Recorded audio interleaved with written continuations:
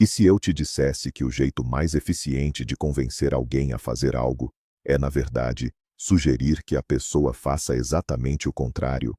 Parece loucura, eu sei, mas essa é uma das ferramentas psicológicas mais poderosas que existem, usada desde a época dos antigos estoicos.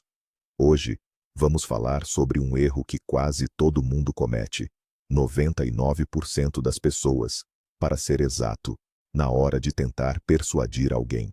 E como a psicologia reversa, fundamentada na sabedoria estoica, pode transformar completamente a sua vida.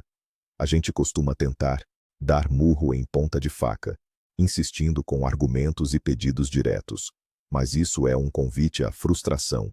Fique comigo até o final deste vídeo, porque você não vai aprender apenas um truque, mas uma filosofia inteira. Ela vai te dar o controle em situações onde, antes, você se sentia impotente. Você vai entender por que os grandes sábios do passado valorizavam tanto a arte de desapegar, para finalmente conseguir o que queriam. Vamos começar pelo básico. Vivemos em um mundo onde todos tentam influenciar uns aos outros. Pais com filhos, chefes com funcionários, marcas com consumidores. E o nosso padrão, aquilo que aprendemos desde cedo, é a persuasão direta. A gente usa o que acredita serem argumentos lógicos. Tentamos apelar para o emocional, para a consciência, pedimos, imploramos e, às vezes, até exigimos. Mas por que isso falha tanto? A resposta está em um fenômeno chamado reatância psicológica. É aquele momento em que uma pessoa sente que sua liberdade de escolha está sendo ameaçada e, instintivamente, começa a resistir. Quanto mais você pressiona, mais a pessoa recua. É um mecanismo de defesa da nossa mente gritando: eu decido o que fazer. E é aqui que entram os estoicos. Marco Aurélio, Sêneca, Epiteto. Eles eram verdadeiros mestres da mente humana. Eles sabiam que a única pessoa que podemos realmente controlar somos nós mesmos. Por isso, em vez de tentar quebrar a vontade alheia, eles aprenderam a trabalhar com ela, como um mestre de judô que usa a própria força do oponente a seu favor. O primeiro e maior erro que todos cometemos é acreditar no poder da pressão direta.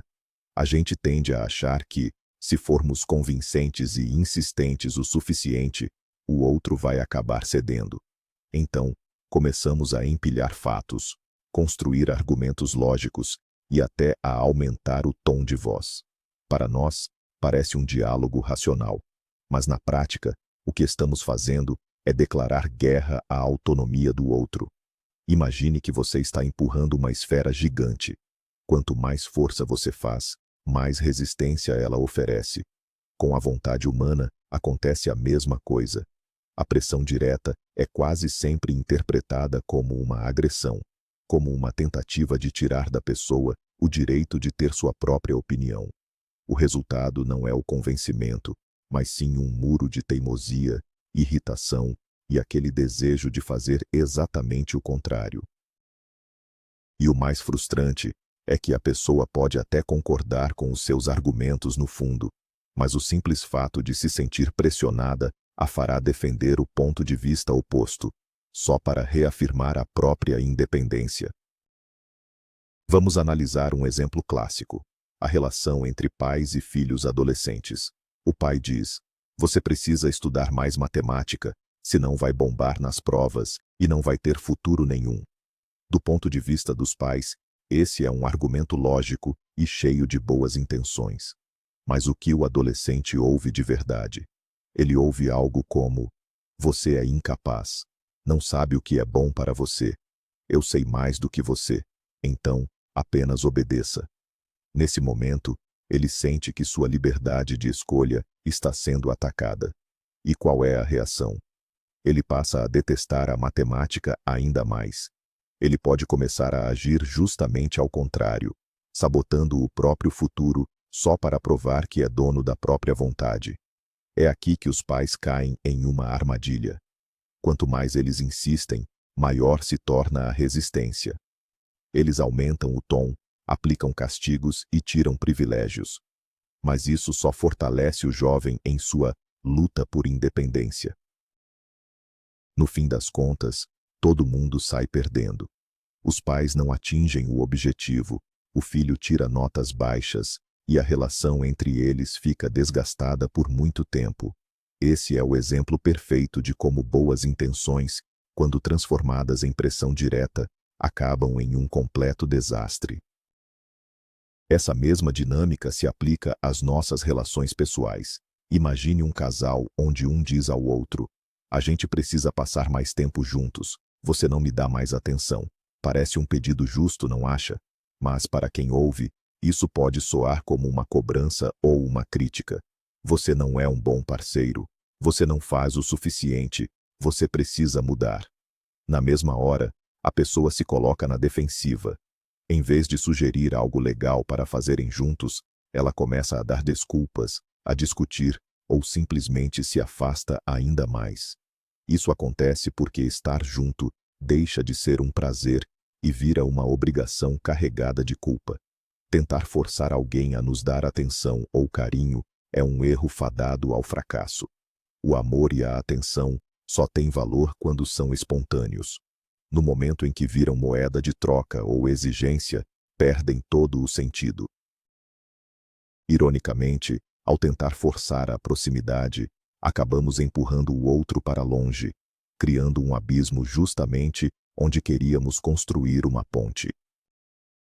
Vamos entender agora o que acontece nos bastidores desse processo. Por que reagimos de forma tão intensa quando alguém tenta nos convencer de algo? Como já mencionamos, esse fenômeno é conhecido como reatância psicológica. Essa teoria foi formulada pelo psicólogo Jack Brem, ainda na década de 60, e sua essência é muito simples. Nós valorizamos a nossa liberdade acima de tudo. Quando sentimos que algo ou alguém ameaça o nosso poder de escolha, surge um impulso imediato de recuperar essa autonomia. E o jeito mais fácil de fazer isso é agindo justamente contra o que está sendo imposto. Não se trata de uma decisão lógica, mas de uma resposta emocional, quase um reflexo. Isso está gravado no nosso DNA. Evolutivamente, a capacidade de tomar decisões por conta própria foi crucial para a nossa sobrevivência. Por isso, quando você diz a alguém, "Você tem que fazer isso", você está apertando um botão muito antigo e sensível no cérebro dela. Esse botão dispara um alerta. Atenção, ameaça à autonomia. A partir daí, todos os seus argumentos lógicos se perdem no barulho dessa sirene. A pessoa simplesmente para de te ouvir e começa, instintivamente, a lutar pela própria liberdade. Certo, já entendemos o erro. A pressão direta não funciona. Então, qual é a saída? A resposta está na psicologia reversa. Mas vamos alinhar os conceitos primeiro.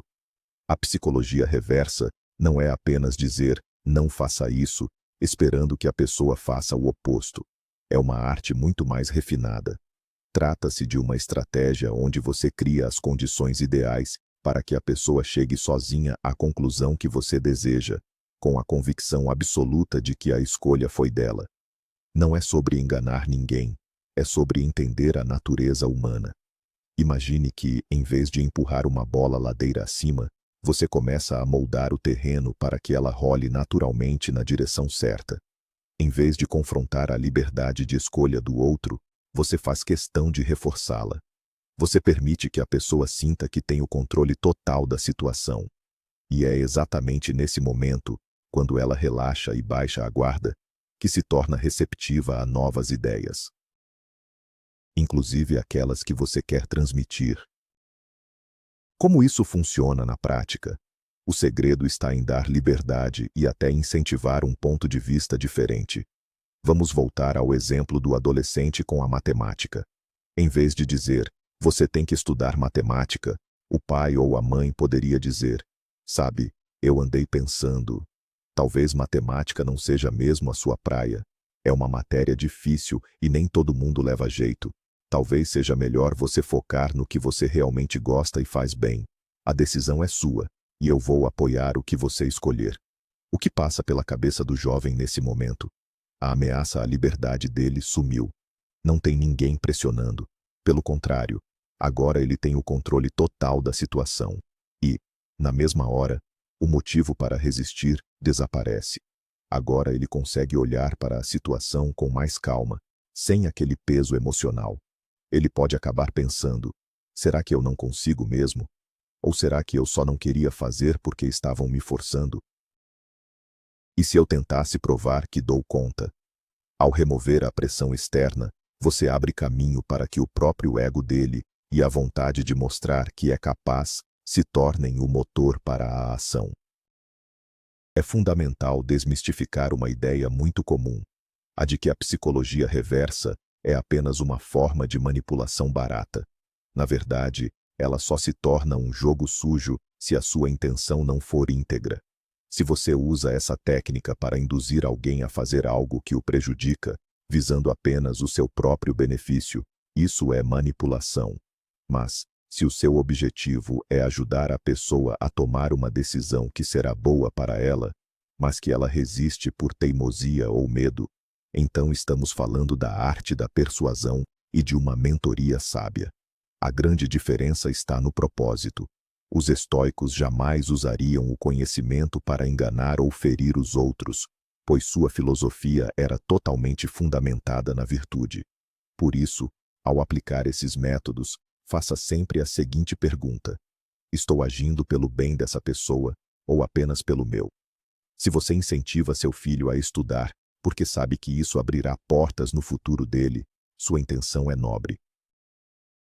Se você quer que seu parceiro dedique mais tempo a você para fortalecer o vínculo e a conexão do casal, sua intenção também é nobre. A sinceridade é a linha tênue que separa a influência positiva da manipulação. Onde fica esse limite ético tão sutil? Ele reside, justamente, no respeito à autonomia do outro. Enquanto a manipulação tenta restringir a liberdade de escolha, ainda que de forma oculta, a influência sábia faz o oposto.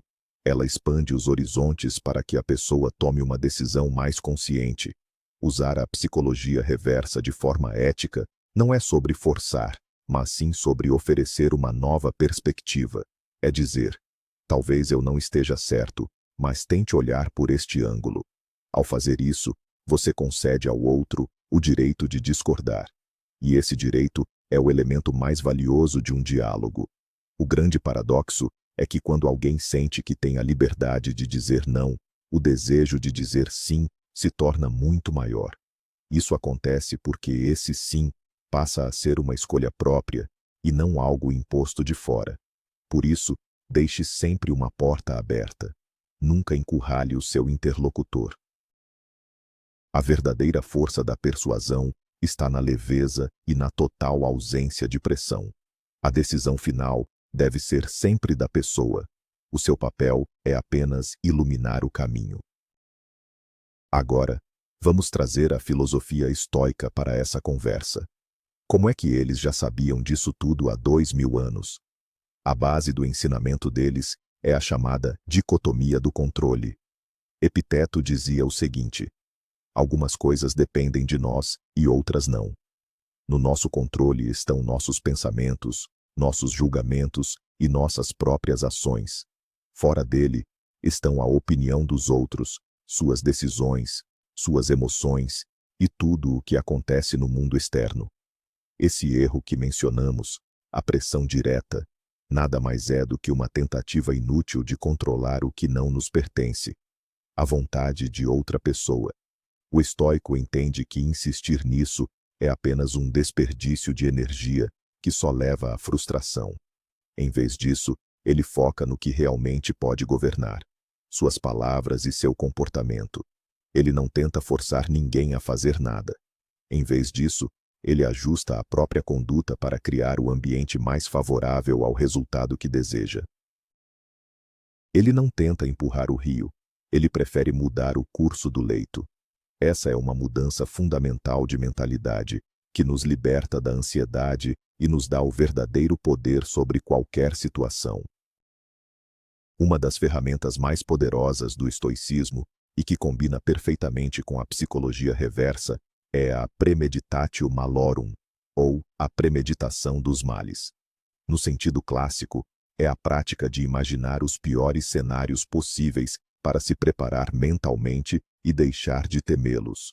Sêneca sugeria que, todos os dias, imaginássemos a pobreza, o exílio ou a doença.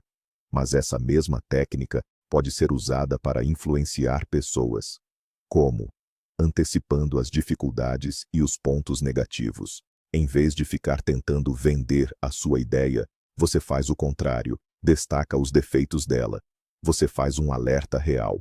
Por exemplo, ao oferecer um novo projeto a um colega, em vez de dizer, essa é a chance da sua vida, você diz, olha, tem um projeto novo, mas sendo sincero, ele é bem complicado.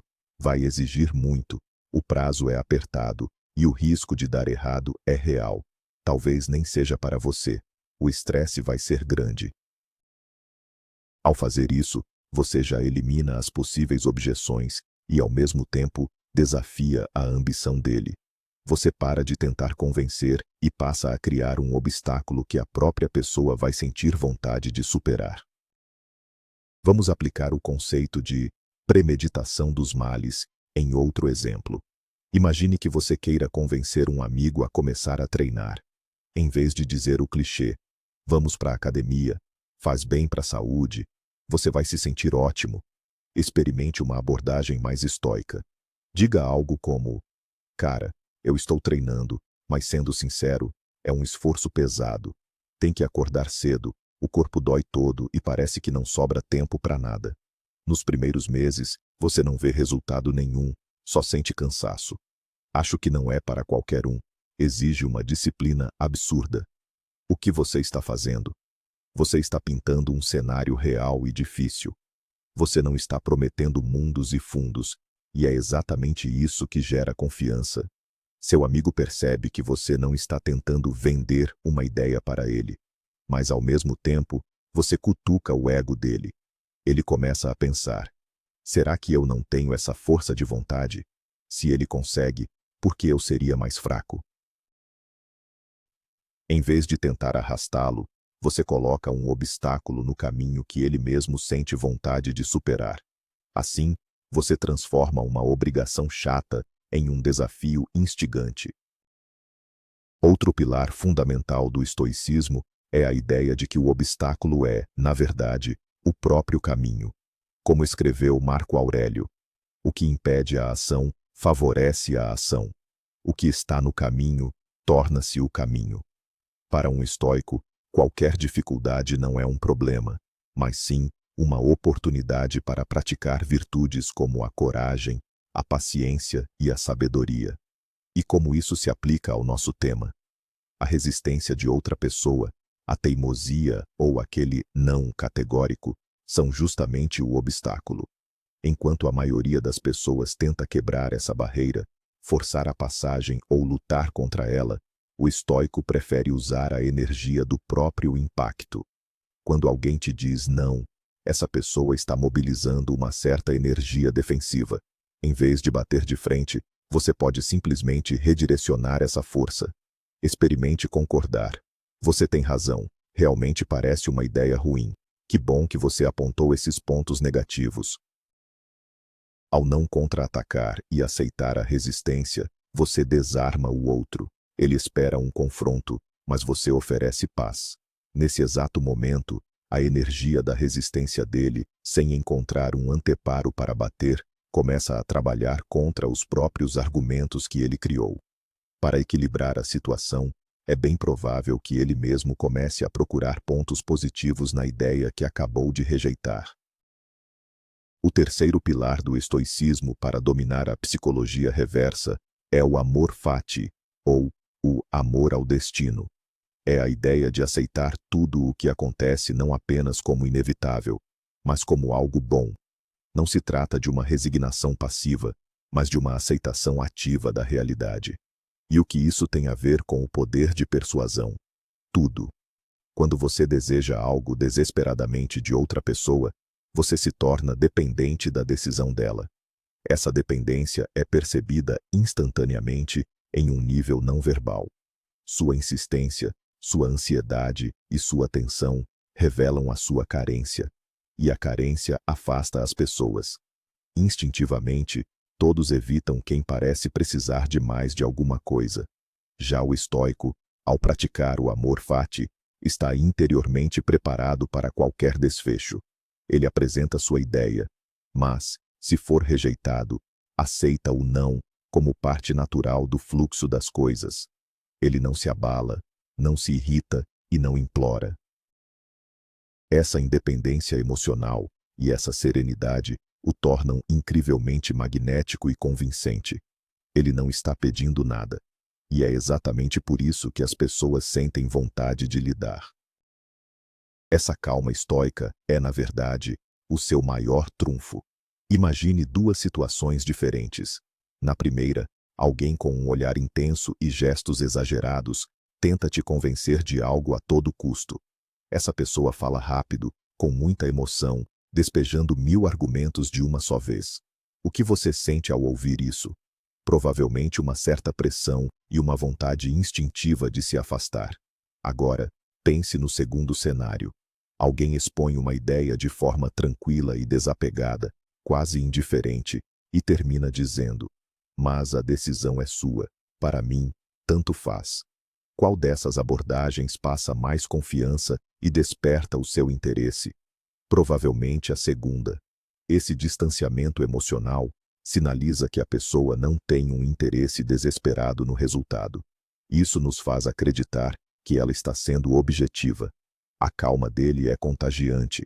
Ela nos desarma e nos faz ouvir o que ele tem a dizer, sem qualquer preconceito. Os estoicos alcançavam esse estado através do treino mental constante. Eles aprendiam a separar os fatos das opiniões que tinham sobre eles. Para um estoico, um não é apenas um não, e não uma catástrofe ou uma ofensa pessoal. É justamente esse superpoder que os torna verdadeiros mestres da influência. Agora, vamos colocar esses princípios em prática com algumas táticas específicas. A primeira delas, e talvez a mais famosa, é o efeito do fruto proibido. A psicologia humana funciona de um jeito simples. Tudo o que é proibido, raro ou difícil de conseguir, se torna instantaneamente mais valioso e desejado.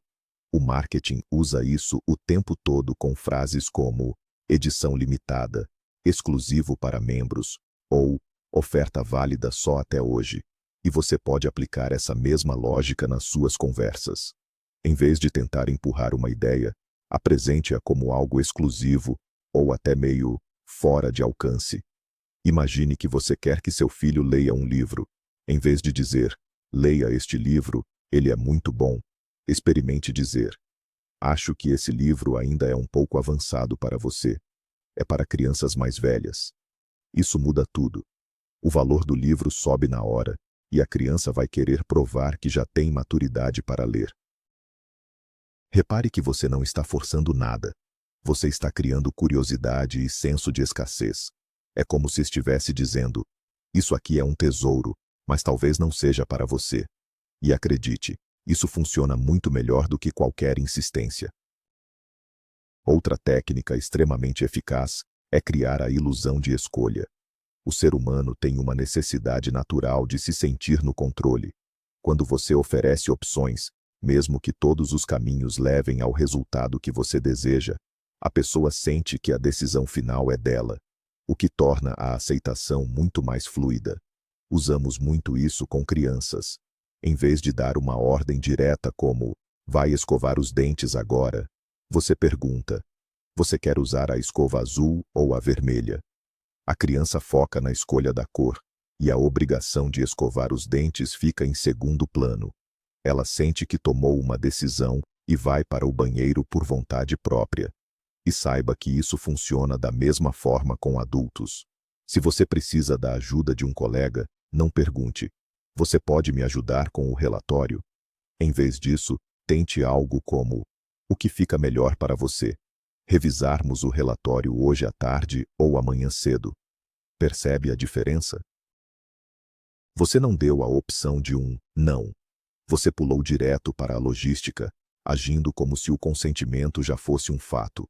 É uma maneira sutil, mas poderosa, de conduzir alguém exatamente para onde você quer, sem que a pessoa perca a sensação de autonomia.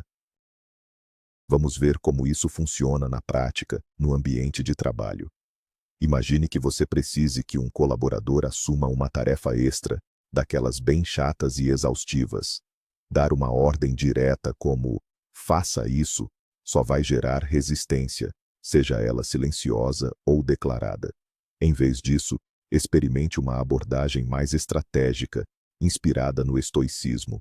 Você o chama e diz o seguinte: João, surgiu um desafio complicado aqui. Sendo bem sincero, é um trabalho burocrático e bem ingrato. Eu cheguei a pensar no Ricardo, mas não tenho certeza se ele aguentaria esse nível de responsabilidade. Pensei em você, mas entendo perfeitamente se preferir recusar. Até porque sei que sua agenda está lotada. É um desafio e tanto. O que aconteceu aqui? Primeiro, você usou a premeditação dos males, ao descrever a tarefa como ela realmente é, difícil. Depois, você provocou o senso de competência dele ao mencioná-lo como alguém acima de outro colega. E, o mais importante, você deu a ele o controle total da situação, reforçando que ele tem o direito de dizer não. Na maioria das vezes, para provar o próprio valor e capacidade, o João vai responder: "Que nada, eu dou conta, pode deixar esse abacaxi comigo." Essa mesma lógica se aplica perfeitamente às amizades. Imagine que você quer muito ver um filme cult, mas sabe que seus amigos preferem os grandes sucessos de bilheteria. Se você forçar a barra dizendo: "Gente, vamos ver esse filme, é uma obra-prima", o mais provável é que ninguém te dê ouvidos. Agora, experimente outra abordagem. Diga o seguinte: "Pessoal, tem um filme bem estranho em cartaz. A crítica está elogiando muito, mas tenho quase certeza de que vocês vão achar um tédio e muito parado. Com certeza não é para qualquer um. Melhor a gente ir ver um filme de ação comum, como sempre." Ao dizer isso, você diminui a expectativa e já concorda com uma possível reação negativa deles. Isso tira qualquer pressão do grupo. Só que, ao mesmo tempo, você cria um mistério.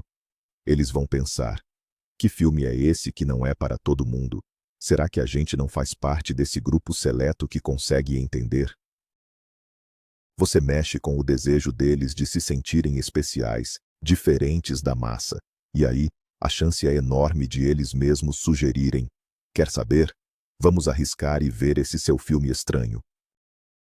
O mais interessante é que a psicologia reversa pode e deve ser aplicada a você mesmo. O nosso cérebro tem uma tendência natural a resistir a ordens. Quando dizemos coisas como "eu tenho que fazer dieta" ou "preciso começar a correr amanhã", criamos uma pressão interna que, quase sempre, termina em autossabotagem. A gente começa a procrastinar e a inventar 1000 desculpas. Tente enganar a sua própria mente. Diga a si mesmo: "Beleza, a partir de segunda, eu me dou permissão para não correr. Vou tirar a semana toda de folga. Mas se por acaso bater um desejo incontrolável de dar uma voltinha, tudo bem, eu deixo." Ou então: "Não vou fazer dieta, é muito complicado. Vou apenas testar uma coisa. Hoje no jantar, vou comer uma salada no lugar da pizza. Só por experiência. Se eu não gostar, amanhã peço a pizza de novo." Ao eliminar essas regras rígidas e obrigações, você quebra a resistência interna. Você transforma um fardo em um jogo, ou em um pequeno experimento. Isso torna o caminho até o seu objetivo muito mais leve e prazeroso. Os estoicos chamariam isso de dominar as suas próprias impressões. Para encerrar, precisamos falar sobre o maior risco e, ao mesmo tempo, a maior recompensa dessa abordagem. O risco é que a psicologia reversa não é uma ciência exata. Às vezes, a pessoa pode realmente escolher aquela opção que você apresentou como indesejada. Se você disser a um adolescente que a matemática não é para ele, ele pode muito bem concordar e desistir da matéria para sempre. Por isso, ao usar essa técnica, Você deve estar interiormente preparado para qualquer desfecho, como um verdadeiro estoico. E é exatamente aí que reside a maior recompensa. Essa abordagem nos ensina a abandonar a ilusão de controle sobre os outros. Ela nos força a respeitar as escolhas alheias, não importa quais sejam. Você deixa de ser um marionetista para se tornar um jardineiro sábio. Um jardineiro não puxa a planta para que ela cresça mais rápido. Em vez disso, ele cria as melhores condições possíveis. Prepara o solo, rega e garante a luz. Se ela vai florescer ou não, a decisão já não pertence a ele. Aceitar essa liberdade do outro é onde mora a verdadeira sabedoria e a nossa maior força. Então, vamos recapitular. O maior erro que cometemos ao lidar com as pessoas é tentar forçar a nossa vontade sobre elas. A gente insiste, discute, tenta convencer a todo custo. E o resultado? Só mais resistência. O estoicismo e a psicologia reversa nos mostram um caminho bem diferente. Em vez de tentar derrubar uma porta fechada, a ideia é entregar a chave e deixar que a outra pessoa decida abri-la por conta própria. Essa é a grande virada de chave. Sair do confronto e entrar na estratégia. É deixar a pressão de lado para exercer uma influência real. Dessa forma, você para de se desgastar com discussões inúteis. Suas relações ficam mais leves e profundas, porque agora existe um respeito verdadeiro pela liberdade do outro. E o melhor, seus objetivos começam a se concretizar quase que naturalmente, porque as pessoas passam a querer te ajudar. Lembre-se, a força de verdade não está em obrigar ninguém, mas em inspirar a ação. Às vezes, o segredo é simplesmente soltar o controle e confiar na natureza humana. Obrigado por acompanhar o vídeo até o fim. Se essa reflexão fez sentido para você, não esqueça de deixar o seu like e se inscrever no canal para não perder as próximas lições de sabedoria. E agora, eu tenho uma pergunta. Em quais situações você mais sente aquela resistência ou teimosia por parte dos outros? Conta a sua história aqui nos comentários. Vamos conversar.